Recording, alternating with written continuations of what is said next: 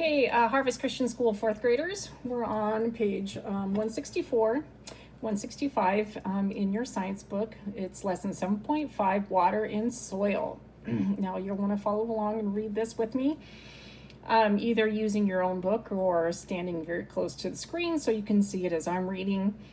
This goes along with some of the things we've learned in language arts about erosion and the wearing away of the Earth's topsoil. Remember from our lesson yesterday or earlier this week that topsoil is very important because topsoil is the soil that has all the nutrients that plants need to grow, and it has that stuff we call humus, not hummus, but humus, which is decayed plants and animals, along with minerals, which are things that are really important for plants in order for them to be able to grow and to thrive. So if erosion happens, where it's a wearing away of that topsoil, and that topsoil is now gone, then it's very detrimental or dangerous for the plants because now plants aren't able to grow. So follow along as we learn about this. Wearing away of topsoil. He cutteth out rivers among the rocks, and his eye seeth every precious thing. Job 28, verse 10. One thing that keeps changing the earth's soil cover and crust is water. Perhaps you have seen the gullies that running water has made in the side of a hill that has been cut away. Water is seldom at rest. It is always seeking to get to a lower level because of the force of gravity. When water falls to the ground as rain, much of it runs off of the surface of the ground to form tiny streams. The streams come together to form bigger streams. The larger streams often end in a pond, lake, or ocean where the downward flow of the water has finally stopped. Gravity gives moving water its energy. You will remember that energy is the ability to do work. As it travels, water easily carries away the soil from bare hillsides. Water has also carried away the rich topsoil from many farms. Erosion, the wearing away of the earth's topsoil, is a form of work done by water and wind. Erosion is often harmful. Soil conservation. The protection of soil from water erosion and other kinds of erosion is called soil conservation. Conservation is using nature's resources wisely. A natural resource is a material helpful to man which is found in or on the earth. That's why it's called natural resource, because it comes from nature. Fertile soil and other natural resources are gifts of God and should be used with care. Farmers use a variety of methods to conserve soil. Soil erosion is reduced when trees are planted and strips of grass are left behind, or between fields. The leaves of trees keep the rain from beating down directly on soil and washing it away. Decayed leaves form a rich soil which soaks up water easily. Root systems absorb water and hold the soil in place. Some farmers also plant crops such as alfalfa or clover to cover and protect the soil. These crops also return nitrogen to the soil, making it fertile.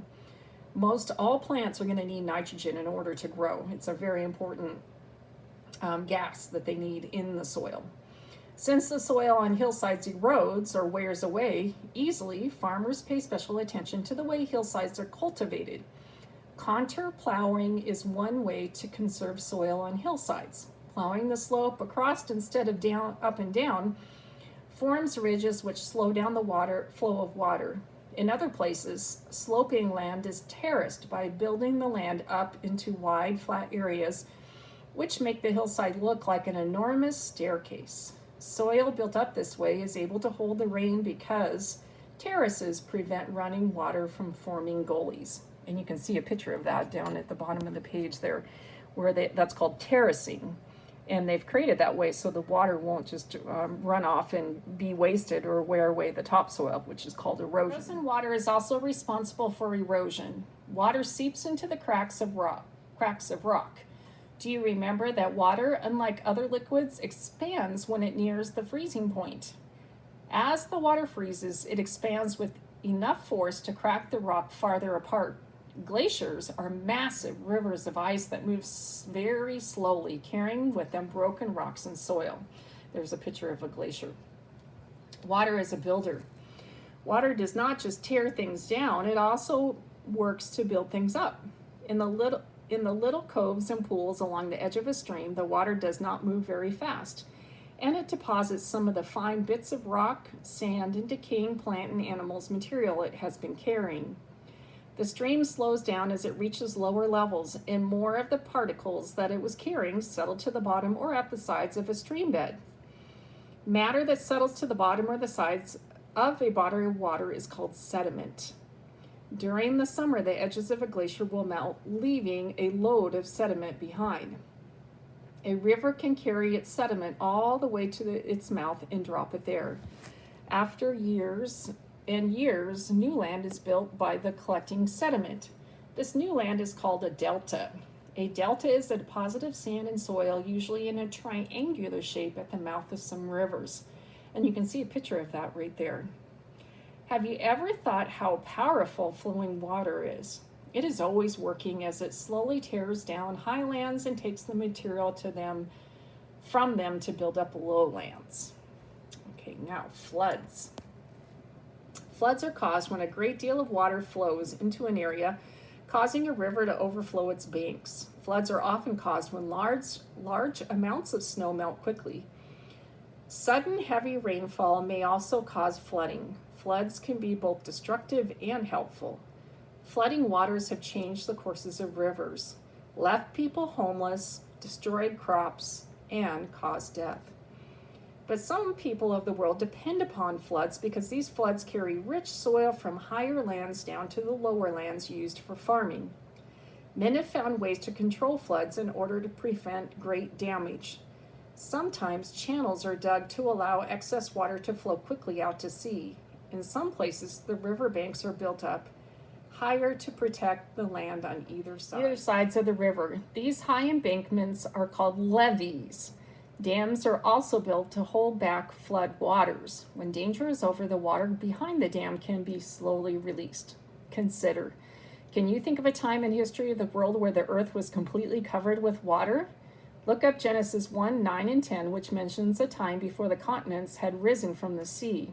Also read Genesis 7, which tells of the great flood. Where do you suppose all that water came from? Good question, right? Okay, so why does water always seek to get to a lower level? Well, it's that little thing that starts with a G. What is it? Gravity. That's right, gravity always causes it to go from a higher place to a lower place.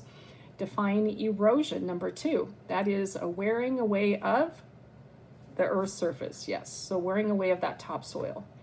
Number 3, what 2 forms of water erode the soil? Well, we have rain, which is liquid, and we have frozen water, which is in the form of glaciers. Okay, number 4, what is a delta? A delta is a deposit of sand and soil at the mouth of some rivers. And where does the soil come from? Well, it comes from sediment up higher or above the river and gets deposited at a lower level downriver. And how can floods be helpful? They carry rich soil from higher lands down to lower lands used for farming. Okay, that's just a quick lesson there. I want to have you see if you can remember these 3 birds. Okay, first, he is beep beep zip bing. That is the roadrunner. Yes, roadrunner. This one we all know because it's our state bird. It is the California quail. Yes, and then we have, well, he's brown, and he's a brown thrasher. Good job. Okay. Bye, friends. See you next time.